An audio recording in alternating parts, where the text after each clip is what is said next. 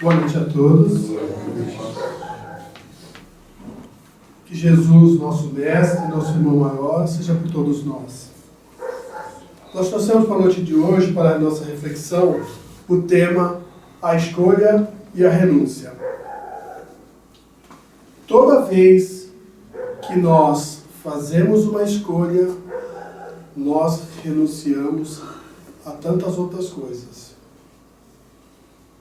A mulher, quando escolhe o homem, ela renuncia a todos os outros homens.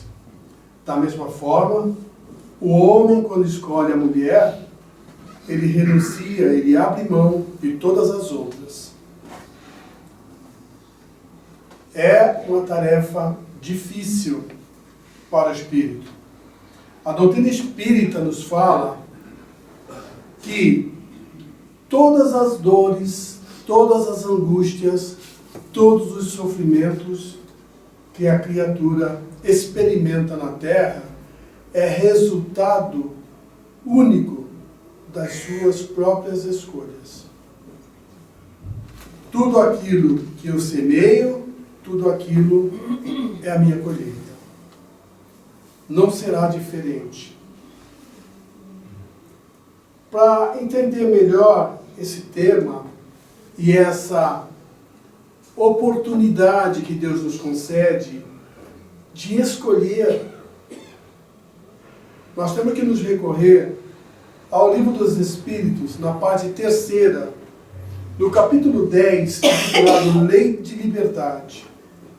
Nós temos que entender, e ali Allan Kardec, ele faz, esse capítulo vai da questão 825 à questão 872, inclusive esta, é o resumo teórico do que Allan Kardec absorve do conceito dessa lei. E é um tópico importante, porque ali ele traduz que o espírito, ao tomar a sua condição de espírito, com E maiúsculo, que inicia a caminhada evolutiva, à medida que ele vai alcançando os valores na caminhada evolutiva, ele vai se apropriando do livre-arbítrio, que é a oportunidade de escolha que ele tem nas suas ações, nas suas atitudes, nos seus valores. E esse livre-arbítrio é sinônimo de responsabilidade, porque ele se torna artífice do seu próprio destino. Então, para a gente só recordar aquela etapa que nós vimos lá no entendimento da preparação do espírito, nós transitamos como princípio espiritual ao longo de uma caminhada de muito tempo aí, não se sabe quanto, experimentando em todos os reinos, absorvendo tudo aquilo que a gente necessitaria para, no dia que se tornasse a condição de espírito, com um E maiúsculo, tá? E Allan Kardec enfatiza isso muito bem na questão 76 do Livro dos Espíritos. Para ele se tornar nessa condição, ele vai transitando, buscando todas as ferramentas que ele ia precisar para a sua condição evolutiva. No último estágio, que é no reino animal, ele absorve o instinto do animal, se apoderando disso para iniciar a sua caminhada evolutiva.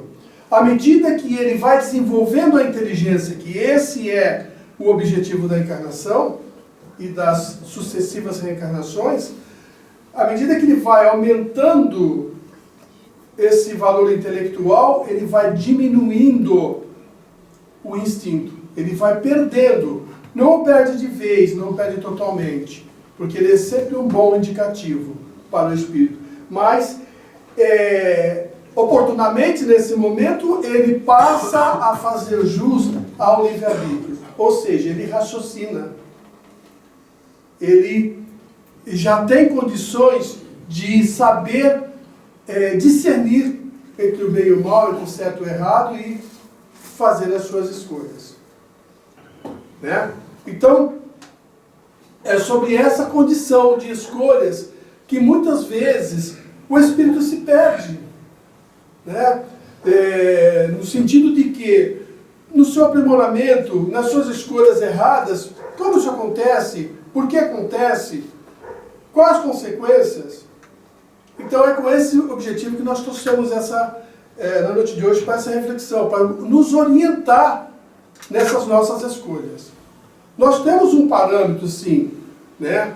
E está implícita dentro das leis divinas, essa lei de liberdade, cujas leis divinas nós entendemos o quê? Que Deus nos ofereceu, sim, a um orientador, alguém que nos pudesse servir de guia, como está lá na questão 625 do Livro dos Espíritos, quando Allan Kardec pergunta: qual o modelo perfeito que Deus tem ofertado ao homem para lhe servir de modelo e guia?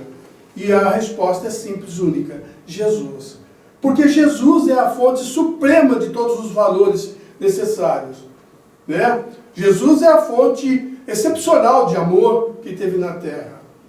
E quando a gente fala de escolhas, nós estamos fazendo um referencial de valores morais que o Espírito acumula.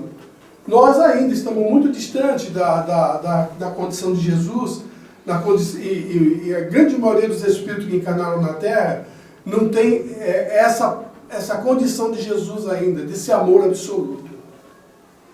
Né? Esse amor extremo, é um amor que exalava de Jesus no ânimo, na vontade de servir. E para a gente entender essas escolhas nossas, nós vamos ter que fazer uma classificação. E é uma classificação lógica, estudada pelos filósofos, pelos antigos das literaturas, em todos os seus conceitos. Para classificar as nossas atitudes, elas se classificam em 3 espécies: atitudes imorais, atitudes morais e as atitudes amorais. A atitude imoral é mais fácil de entender. Tá? Então, o que seria atitude imoral? A pessoa matar uma criança. Não se assuste, eu estou dando um exemplo extremo para a gente entender e reto ao raciocínio. Um homem estuprar uma mulher é uma atitude imoral. Por quê? São coisas que já não permeiam mais os nossos espíritos, que nós repudiamos. Então são ações que nossa razão, o nosso entendimento, já diz: não, isso eu não faço. Tá? Então, depois a gente comenta das outras, mas a gente vai fazer alguns parênteses para a gente tecer bem esses conceitos.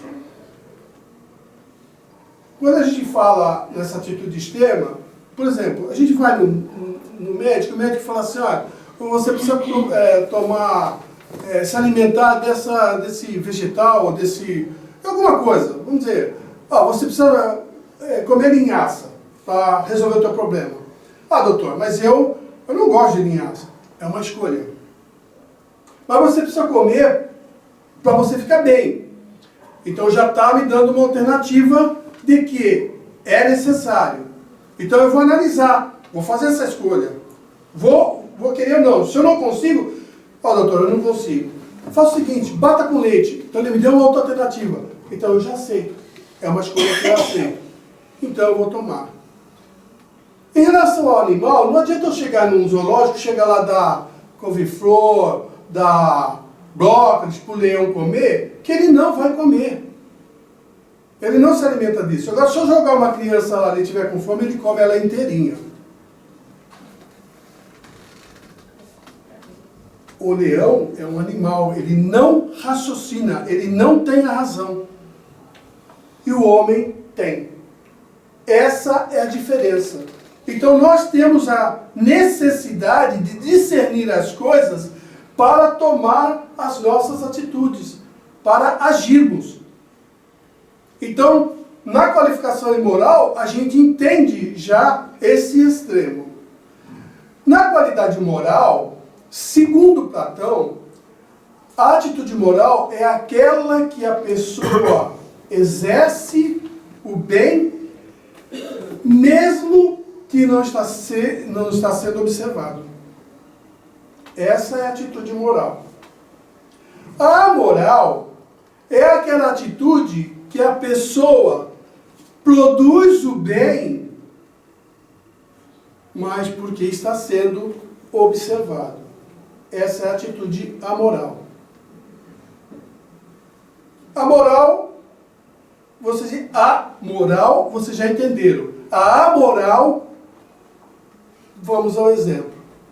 Por exemplo, um político em época de campanha.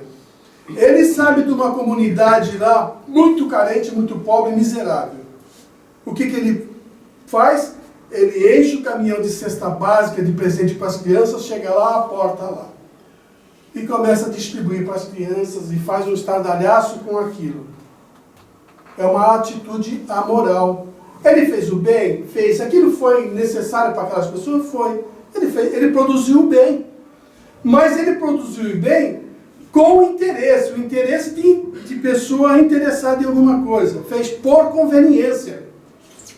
Então, Immanuel Kant, ele, um filósofo alemão, teve a oportunidade de fazer um fundamento da metafísica dos conceitos.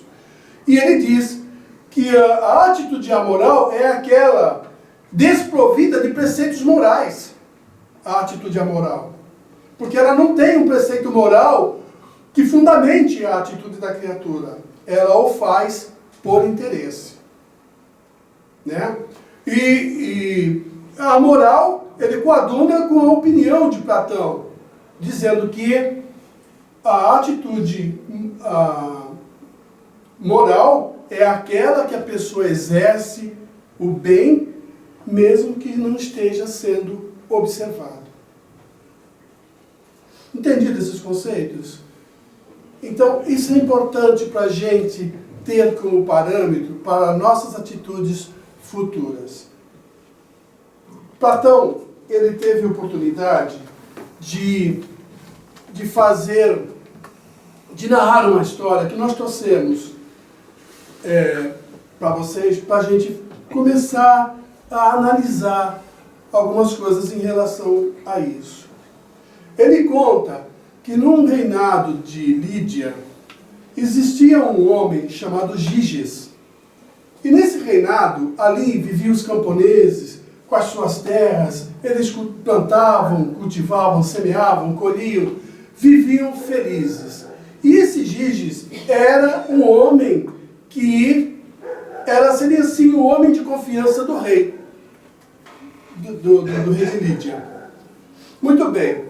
E ele era um homem prestativo, um homem muito amável, adorava as crianças, amava os animais, tratava bem a todos. Tá? Era um homem com moral estimada.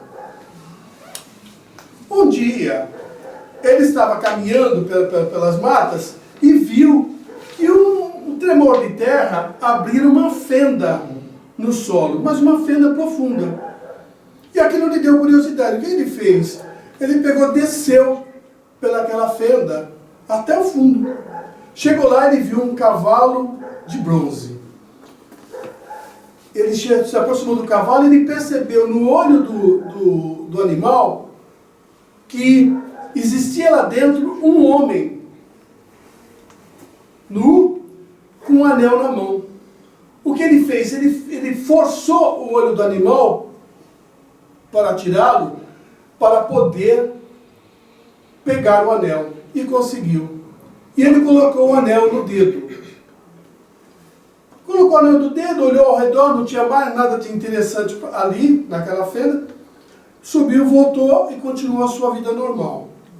E um dia, alguns dias depois, ele estava numa reunião, junto com os camponeses, tratando lá da agricultura do reinado, então, para levar as informações para o rei. E ele estava ali conversando com o pessoal, enquanto o pessoal ia discutindo as ideias e tal, ele começou a mexer no anel. E ele pegou no engaste do anel. O engaste é aquela parte côncava que se põe, depositar pedra. Os anéis que tem pedra tem aquele suporte embaixo, esse é o engaste, que era o que tinha somente no anel. Começou a mexer e ele virou o engaste para dentro da palma da mão. E ficou assim, mexendo no engaste do anel, com o dedo. E aí ele percebeu que as pessoas que estavam na mesa, na reunião, começaram a falar: cadê o Giges? Poxa, agora que o assunto estava, né, necessitando da opinião dele, cadê ele? Ele saiu. Você viu? Você percebeu? Ele saiu. Eu falei: ele estava aqui. Ué, ele saiu. Ele percebeu, achou aquilo estranho. Falou: nossa, que estranho isso. E aí ele esperou as pessoas se distraírem lá na conversa, voltou o engaste para a posição normal, na frente da mão. E aí as pessoas chegaram para ele e falaram assim: Giges, onde você estava? Nossa, a gente estava aqui num assunto tão importante, você vai sair na hora, nem avisa nada? E ele ficou encafifado com aquilo. Acabou a reunião, ele foi para casa. Quando ele ia entrar na porta de casa, ele falou: não. Pegou, virou o engaste do anel. Entrou. E aí ele percebeu que ninguém dentro da casa havia percebido a sua presença. Ou seja, aquele anel o tornava invisível. Diz Platão que a partir daquele dia, Giges se transformou. Ele passou a ser o maior crápula do reinado de Lídia. Ele começou a roubar o rei, seduziu a rainha, maltratava os animais, as crianças. E é onde Platão definiu que moral é aquele que exerce o bem mesmo não sendo observado. O que acontecia? Ele não estava mais sendo observado. As pessoas não ouviam quando ele fazia as atitudes ruins. Platão ainda afirma que o caráter dele continuava sendo o mesmo. Ou seja, ele continuava sendo a mesma pessoa, não mudara. Somente que, quando era observado, e a gente já falou sobre isso, a pessoa põe um verniz para se tornar bonitinho perante a sociedade, perante as pessoas que o veem. Quando ele não era mais visto, ele mostrava a sua verdadeira realidade, a verdadeira realidade do seu ser. Né? Então, é exatamente isso que levou Platão a fazer a reflexão sobre o conceito da moralidade, mostrando que os valores morais das quais nós conquistamos, que estão intrínsecos em nós, são eles que vão forjar, que vão participar daquilo que nós fazemos, das nossas atitudes. E quando nós citamos Jesus como modelo e guia, e dissemos que ele era autêntico por si só, ele não necessitava mais fazer bem a ninguém, porque ele já venceu essa etapa. Só que exalava dele, dimanava dele esse amor. E segundo Platão, o moral é para os homens, amor é para Jesus. São épocas diferentes, mas o conceito dele nos leva a extrair esse raciocínio. E é exatamente isso. Por quê? Porque o amor, na sua essência, ela é um servidor para quem tem moral. Porque para quem não tem, não adianta a pessoa falar que ama e muitas vezes não ama, muitas vezes não participa daquele sentimento, não se interrelaciona dessa forma. Porque quem o tem, tem. Quem não tem, não tem. Tem que buscar, introjetar em si valores para a conquista disso. Então, esse estudo de Immanuel Kant e Platão vem de encontro ao que a doutrina espírita nos traz sobre esse princípio da liberdade, mostrando que ao homem é preciso que ele acrescente seus valores morais para que ele possa produzir os efeitos da escolha, para que ele possa fazer bem uso do livre-arbítrio. Então, muitos de nós achamos que nós já temos valores morais suficientes, mas experimenta se imaginar na situação de Giges. Experimenta se imaginar sem que as pessoas estejam nos olhando, sem que elas estejam olhando nossas mãos na caridade que fazemos, no amor que dimanamos. Será que nós não vamos nos decepcionar conosco? Há uma situação até engraçada que a gente pode imaginar. Imagina aquela criatura que chega correndo no mercado 10 horas da noite, está para fechar, e consegue entrar no estacionamento, coloca o carro, vai lá, faz rapidamente suas compras e volta. Quando ele volta, ele vê todo mundo vazio, não vê ninguém no estacionamento, aparentemente, distraído.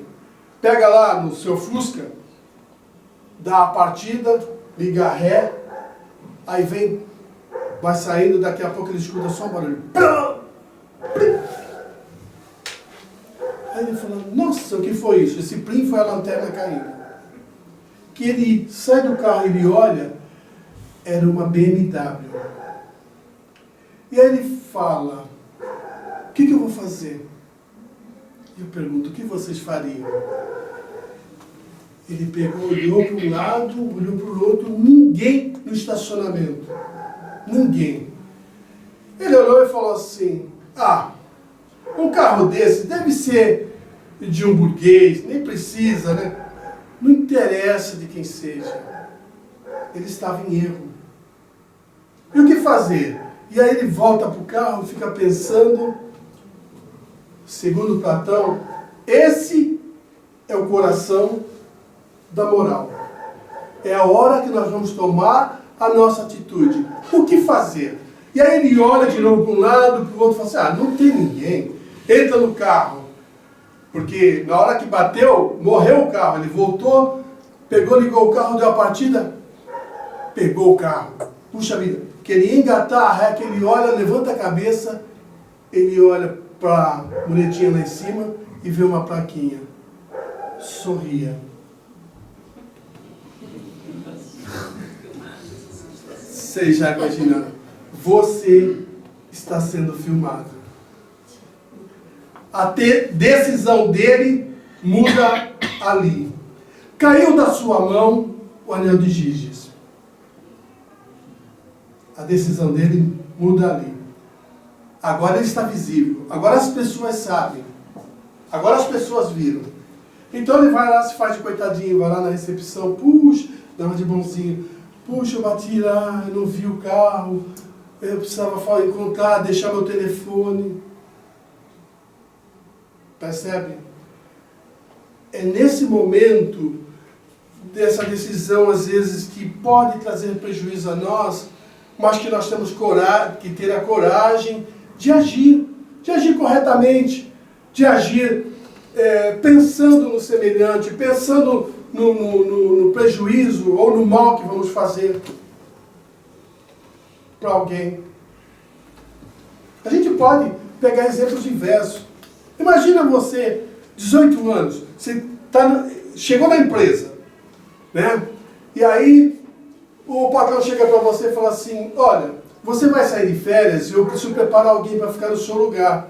Tá, eu trouxe uma... E você está namorando, ou está recém-casado, vamos, recém-casado. Está no auge que extrapolou a paixão, iniciou o princípio do amor com aquele com quem você se uniu. Que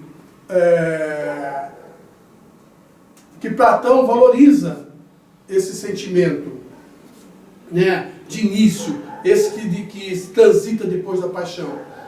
E aí você está naquela situação familiar e o seu patrão vem com essa condição, olha, você precisa trazer uma pessoa para ficar no seu lugar. Tá bom, patrão, pode trazer, eu a ensino. E aí quando ele chama a pessoa e você olha, vê aquela morena, bonita, com um rabo de cabelo longos, que no seu andar malemolente, né, como dizia Vinícius de Moraes, e o rabo de cavalo bate para cá, para lá, e você olha, você fica alucinado, a pessoa fica alucinada.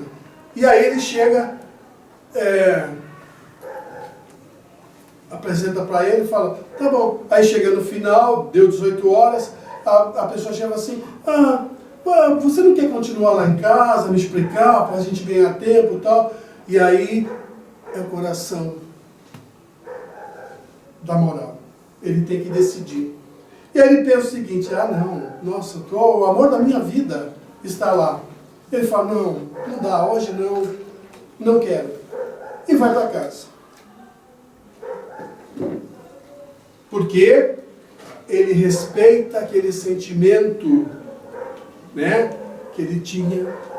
Ele sabe que provavelmente não ia ter câmera, não ia ter testemunha, então seria fácil justificar para a esposa.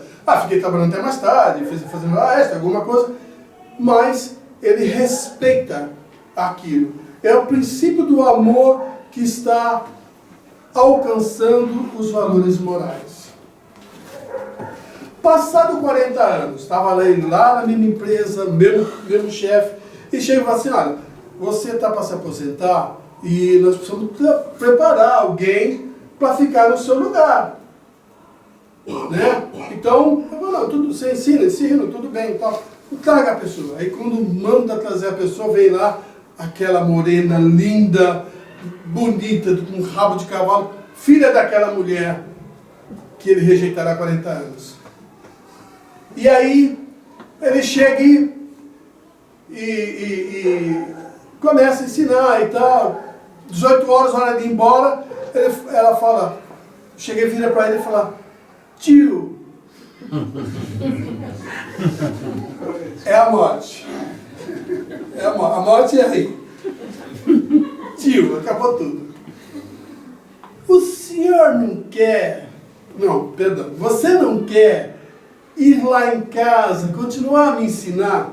E aí é a ressurreição da esperança. Ele, opa, como assim? Tem câmera lá? Não tem.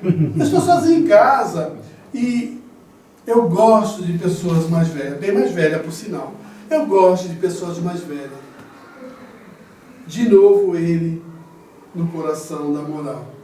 Ele para e pensa, e ele analisa, né, aquele amor eros, é que chama Platão. Que é aquele amor que você desenvolveu ao longo da tua caminhada com a pessoa que você elegeu, só que não é aquele mesmo amor de antigamente, daquele princípio em que ela te esperava com a janta no prato, te esperava no portão muitas vezes, né? Te tratava de uma forma melhor, talvez, ou mais amorosa, mas era um amor que virou mais uma amizade. Mas existe o respeito, existe aquela caminhada, e diante daquele coração da moral, ele para e pensa e fala para ela, não irei. Escolha, se você gosta de pessoas mais velhas, escolha alguém da minha idade, que seja solteiro. Se eu não posso abandonar tudo aquilo que eu construí ao longo desses anos. Você é certo que não é o mesmo amor de antigamente, mas aquela com quem eu respeito e dedico, é aquela que viveu os piores momentos, os momentos mais difíceis da minha vida, e ela estava lá junto comigo. É a pessoa que me socorreu nas minhas enfermidades, que me ajudou, que está comigo até hoje. E em nome disso, eu não vou. Veja bem, todos nós, indistintamente, diz a lei de liberdade. Todos nós teremos e temos, em todos os instantes da nossa vida, de fazer escolhas. Todos nós. A cada momento de nossa vida, nós temos que fazer uma escolha. Você vai lá, ou vou ou não, ou sim ou não, ou está ou não está, ou quer ou não. Todos nós, todos os instantes, fazemos inúmeras escolhas.